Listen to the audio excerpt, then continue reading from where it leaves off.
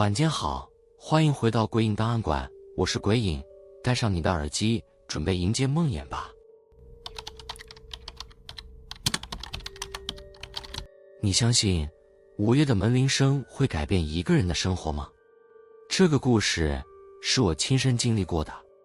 如果你和我一样喜欢在深夜享受寂静，那么请小心午夜3点钟的那一声铃响，它可能是通向未知的门。那是一个普通的星期五夜晚，我正蜷缩在沙发上，看着一部无聊的电影。时间悄悄划过，我没有注意到已经接近凌晨3点。直到那一声门铃响起，刺破了夜晚的宁静。我愣住了，这个时间谁会来访？我住在城市的边缘，这里很少有邻居，更别说深夜造访了。我犹豫了一会儿，走到门前，透过猫眼往外看，但走廊空无一人。可能是哪个醉汉按错了门铃，我心想，强行压下心头的异样感觉，重新回到沙发上。然而接下来的那几分钟里，我却没有办法再专心于电影，仿佛有某种看不见的东西正静静地注视着我。第二天，我跟朋友提起这件事，大家只是笑笑，说我可能太紧张了。于是我决定不再放在心上。可谁知道，第二天夜里，同样的情况再次发生，时间还是凌晨3点。我一个机灵从沙发上弹起，心里隐约感到不安。这次我没有再犹豫，直接把门链扣上，然后打开一条缝隙朝外张望。走廊依然空空荡荡，只有昏暗的灯光和死寂的空气。我喊了几声，谁在外面？没有人回应。心中的不安渐渐扩大。我关上门，把所有能反锁的锁都上了，还特地拿了根棒球棍放在床边。虽然告诉自己这只是恶作剧，但内心深处有个声音在提醒我，这是没有那么简单。第3晚，我决定守到3点，看看这一切的真相。时间一分一秒的过去，当时钟的指针指向3点时，我的心跳几乎提到了嗓子眼。果然，那该死的门铃又响了。我深吸一口气，强迫自己冷静下来，走到门前。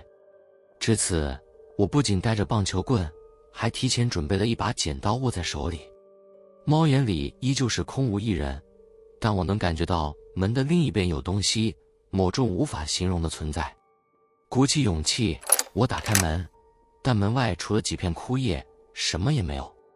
就在我准备回头的时候，一个破旧的信封映入眼帘。它静静地躺在门口，仿佛等待着我去捡起。我犹豫了几秒，最终还是弯腰捡了起来。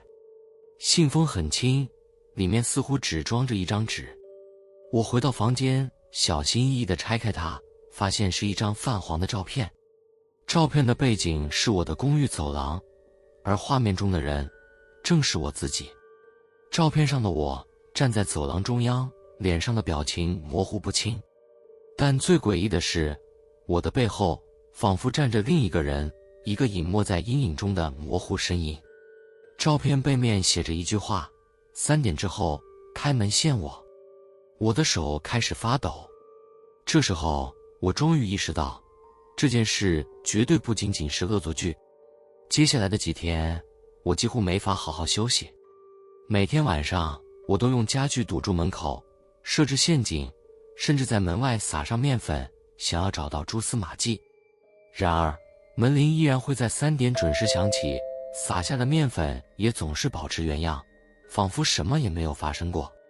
第5天，我决定用摄像头记录下这一切。我花了一整天在房间各处安装设备，准备好了就坐在电脑前，盯着摄像头的画面，等待午夜的降临。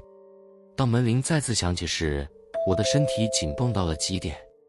我没有直接去开门，而是死死盯着摄像头画面。画面中，门口出现了一个模糊的身影。他很瘦，高高的，头发散乱，低着头，让我看不清脸。他按下门铃，又站了一会儿，缓缓抬起了头。就在这一瞬间，摄像头的画面突然变成了黑屏。我呆住了，感觉全身的血液都凉了。就在这时，我的房间里突然响起一阵低低的敲门声，声音不是来自大门，而是来自我房间的内部衣柜。我屏住呼吸，拿着棒球棍慢慢走过去，手心满是冷汗。我心里告诉自己这只是幻听，但那声音越来越清晰，越来越急促。终于，我再也忍不住了，用力打开衣柜，里面什么都没有，只有几件挂着的衣服在微微晃动，仿佛有人刚刚站在里面。我崩溃了，开始收拾行李，决定立刻搬离这个地方。然而，就在我整理东西时，门铃再次响起，这次比以往更为急促。我再也没有勇气去应对，冲进卧室，把自己锁在里面，用被子把自己裹得紧紧的。第二天早上，我鼓起勇气走出房门，却发现门外的地板上多了一排黑色的脚印，湿漉漉的，从大门一直延伸到我的床前。我搬离了那间公寓，但午夜3点的门铃声还是不断地在我的梦中响起。我不敢再熬夜，也不敢再忽视那些深夜里的微小声响，因为我知道，那东西仍在等待我的回应。如果你也有深夜不睡的习惯，请记住这个故事。3点钟之后，不要开门，不要应答，也不要尝试揭开那些未知的谜团，因为答案可能是你没有办法承受的。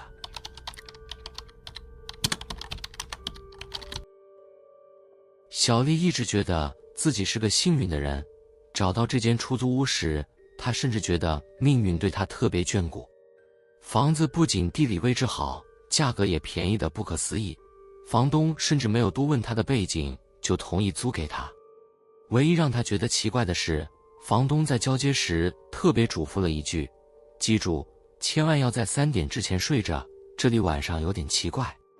当时小丽以为房东只是开玩笑，也或者是这片区域有些不干净的传说，但她一向不信这些，便随口应付过去。好的，放心吧。她没有多想，便搬了进去。小丽是一个夜猫子，熬夜对她来说是再自然不过的事情。第一晚，她整理完东西，已经快到凌晨1点，却丝毫没有感觉到困意。于是她泡了杯咖啡，坐在沙发上追剧。凌晨3点刚过，电视剧正演到紧张的地方，突然一阵轻微的响动打断了她的注意力。那声音听起来像是脚步声，从厨房的方向传来。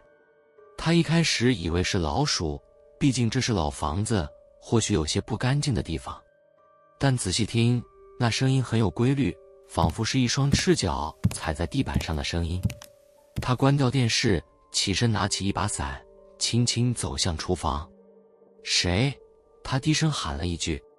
没有人回答。厨房的灯已经关了，窗户也锁得紧紧的，但那种脚步声却仍然在响，仿佛就在她的耳边。小丽鼓起勇气打开灯，但灯光下，厨房里空无一人。她轻轻松了口气，心想可能真的是幻听，便回到沙发上，勉强看了一会儿剧，最终沉沉睡去。第二天醒来时，阳光透过窗帘洒进来，一切显得那么正常。小丽甚至觉得昨晚的经历只是自己过度紧张而产生的错觉。然而，当夜晚再次降临，那不安的感觉又回来了。这一次，小丽下定决心，无论如何也要早点睡。她在11点就洗漱完毕，躺到床上，拿着手机浏览了一会儿社交媒体。不知不觉，时间又到了凌晨3点。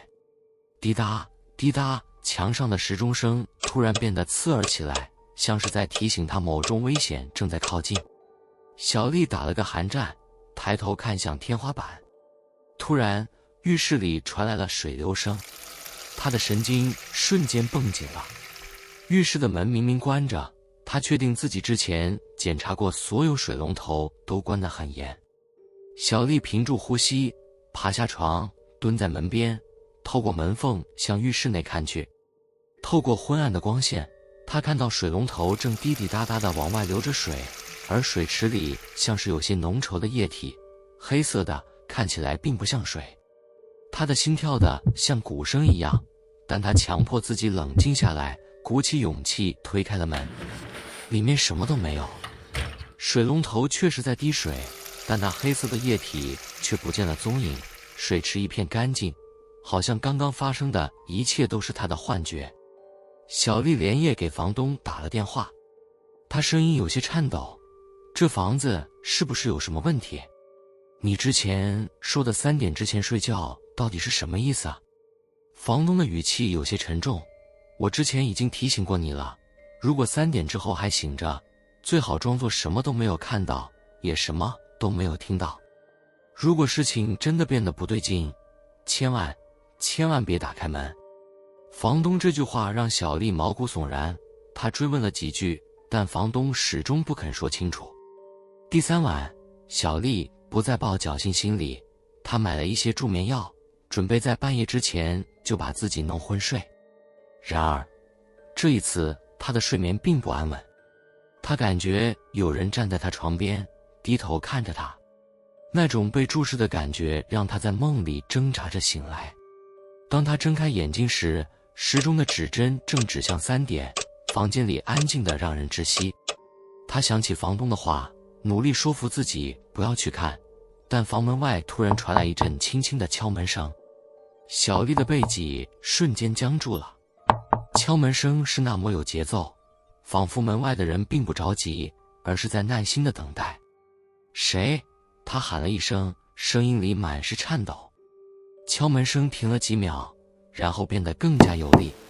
小丽蜷缩在床上，用被子裹住自己，试图忽视那声音。但她突然听到门把轻轻转动的声音，像是门外的人正尝试着开门。她再也忍不住了，跳下床，抓起桌上的剪刀，慢慢靠近房门。我警告你，我报警了！她尖叫着，希望声音能吓退门外的东西。门外的声音停止了，房间再次回归死寂。小丽听着自己的心跳声，重重地撞击着胸膛。她贴着门，努力聆听外面的动静。突然，门上传来一声低沉的叩击，仿佛某种湿漉漉的东西在拍打门板。小丽尖叫着退后，撞到了墙上。就在这时，门下的缝隙突然渗进一片湿湿的水迹，水流缓缓地蔓延，带着一股浓烈的腥臭味。她不顾一切地抓起手机，拨通了警察的电话。电话接通后，她语无伦次地讲述着情况，但那头的接线员却突然沉默了。“喂，你听见了吗？”小丽大喊。片刻后，那头传来了一个低沉沙哑的声音：“我们就在你门口。”小丽的手一滑，手机掉在地上，她再也不敢捡起来。眼前的一切像是彻底崩坏了一样，水流继续蔓延，地板上出现了一排湿漉漉的脚印，脚印从门口延伸到她的床边，最后停在她的脚前。小丽疯了一样跑出房间，跌跌撞撞地冲下楼梯，连鞋子都来不及穿。她再也不敢回到那栋公寓，甚至连最后的租约都没有解释清楚。几天后，她得知那间房子的前租客曾在浴室溺亡，而他的死亡时间正是凌晨3点。从那之后，那间房子里的房客只要在3点后还醒着，就会听到浴室的水声，然后他们全都失踪了。至今，小丽的噩梦仍然在继续。每到深夜，她总能听到那轻轻的敲门声，仿佛她在说：“该你了。”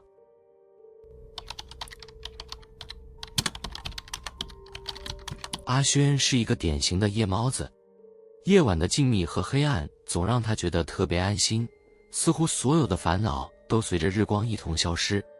凌晨3点对他来说是最有灵感的时刻，这段时间他总能在电脑前敲出几千字的小说，或者设计出令人满意的作品。然而，自从那个晚上开始，他的生活彻底被改变了。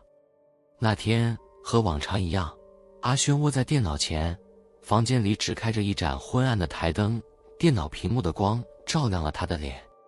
他正聚精会神地修改一篇小说，完全没有注意到时间已经接近凌晨3点。时钟的指针缓缓划过，当分针和时针重合的一刻，他的电脑屏幕突然闪了一下。他怔了一下，以为是网络出了问题。但就在这一瞬间，他的眼角余光看到了一抹异样的动静，一条纤细苍白的手指正轻轻地从键盘上划过。谁？阿轩猛地转过头，但身后空无一人。他的房间不大，桌椅和床铺摆设得井然有序，任何地方都没有藏人的可能。他告诉自己，可能是熬夜过头，视线出了问题，但内心的恐惧感让他觉得这一切或许不仅仅是幻觉。他决定早点睡觉，将笔电合上后便跳上床，把自己埋进了被窝里。房间很静，静得连墙上的挂钟秒针走动的声音都格外清晰。但当他闭上眼睛的时候，耳边突然传来一阵轻微的声音。这声音很小，像是什么东西在床底下轻轻地移动。他努力告诉自己这只是老鼠或者是风的声音，却越来越难以忽视它的存在。声音断断续续，时而靠近，时而远离，最后竟然像是在他的耳边低语。阿轩的身体僵硬了，脑海里飞快闪过无数可能的画面。他想打开灯，但手指怎么都动不了。他的背后开始冒汗，内心却疯狂叫喊着，这不是真的，这不是真的。他终于忍无可忍，一把掀开被子，猛地低头看向床底。床底下漆黑一片，什么都没有，但那种被注视的感觉却丝毫没有减弱。阿轩感觉全身的汗毛都竖了起来。他用手电筒照了照床底，依然是空的，只有一些灰尘和鞋子散落其中。幻听，一定是幻听，他低声对自己说，心里却怎么都平静不下来。第二天，阿轩买了一堆捕鼠器，还用扫帚把床底清理得干干净净。他认为只要找不到异常，恐惧自然会消散。然而当夜晚再次降临，房间又陷入寂静时，恐惧开始一点点回来。这一次他睡得格外早，但当他迷迷糊糊地醒来时，时钟刚好指向凌晨3点。那声音又来了，比前一晚更清晰，甚至还夹杂着某种节奏，像是指甲轻轻划过地板的声音。他睁开眼睛，房间的空气变得异常沉闷。他蜷缩着身子，一动也不敢动。突然，他感觉床垫开始微微下陷，仿佛有什么东西正在床底慢慢向上推。不可能，这不可能！阿轩心里疯狂地喊叫着，但身体像是被钉住了一样，完全没有办法动弹。他努力屏住呼吸，想装作什么都没有发生，但床垫的下陷越来越明显，像是有什么东西正试图从床底钻进他的床上。突然，一只枯瘦的手从床底伸了出来，缓缓地抓住了他的脚腕。阿轩尖叫一声，猛地从床上弹起，跳到房间的另一头。那只手却像是听不到他的尖叫，慢慢地收回了床底，房间再次恢复平静。阿轩站在墙边，双腿颤抖得几乎站不稳。他盯着床底，呼吸急促，却怎么也鼓不起勇气再靠近一步。我要离开这里，我要搬家。他声音颤抖着，几乎要哭出来。天一亮，他就去找了房东，告诉他昨晚的事。房东听完后沉默了很久，最后只是说，你这个房间以前住过一个人，他总喜欢熬夜，但有一天他再也不能醒过来了。阿轩的心像是被重重敲了一下。他追问房东那个人发生了什么事，但房东却一脸避而不谈的表情，最后只甩下一句：3点钟的床底下永远没有好东西。当晚，阿轩不敢再回那个房间。他找了个朋友的沙发凑合了一晚，但那个晚上他还是做了一个噩梦。他梦见自己回到了那个房间，时间再次来到凌晨3点。他坐在床上，耳边又响起了那熟悉的声音。床底的黑暗中，一双枯瘦的手不断伸向他，抓住他的脚，拉住他的腿，最后把他一点一点拖进了无尽的黑暗里。当他猛然醒来时，已是清晨，汗水湿透了全身。这一切像是一场警告，但他知道那东西还没结束。几天后，他再也没有见过那个房东。有人告诉他，那栋楼曾在多年前发生过一场大火，火灾的源头就是他的房间，而那间房间的住客至今仍然失踪。传说说他死后怨气留在了床底下，每到凌晨3点就会伸出手寻找下一个受害者。从那天起，阿轩再也不敢熬夜，他把闹钟设在11点，无论如何都要睡着，因为他知道3点钟的床底藏着不可名状的恐怖。